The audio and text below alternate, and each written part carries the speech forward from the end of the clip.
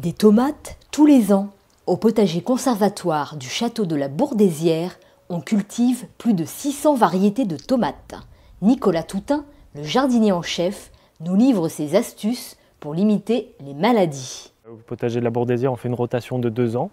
Donc, c'est-à-dire dans cette partie là qui est plantée en tomates cette année, l'année prochaine, il n'y en aura pas. Il y en aura dans d'autres parties.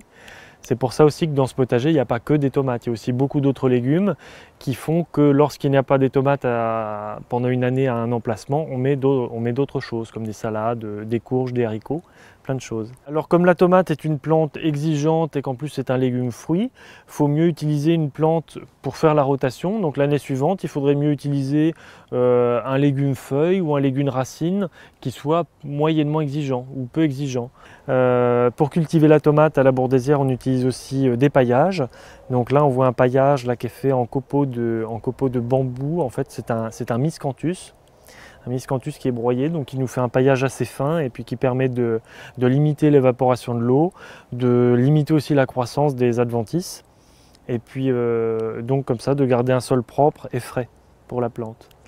Et en même temps, c'est assez pratique parce que quand on est en ce moment en pleine récolte des tomates, si on marche sur le sol, ça évite de le tasser. La culture de la tomate va se faire aussi par des traitements. Donc traitement principalement à base de bouillie bordelaise, donc sulfate de cuivre. Alors cette année qui a été assez pluvieuse, il a fallu utiliser assez régulièrement de la bouillie bordelaise. Donc la bouillie bordelaise, normalement c'est une utilisation tous les 10 jours maximum.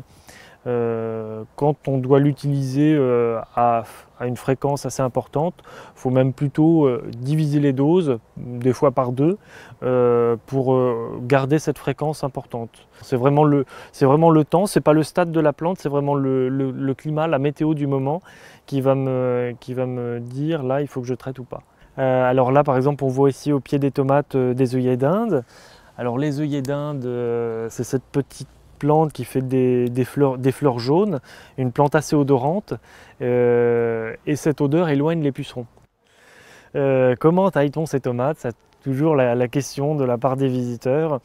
Moi j'ai pas de méthode extrêmement précise par rapport à la tomate. Je taille toujours en fonction de la plante, en fonction de sa vigueur principalement.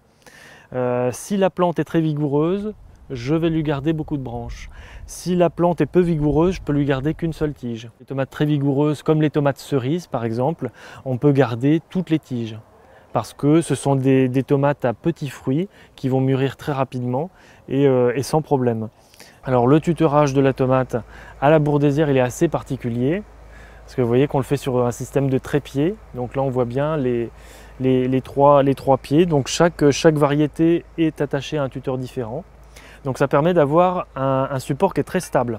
C'est-à-dire que lorsqu'il y a du vent, on est sûr que ça ne va pas bouger.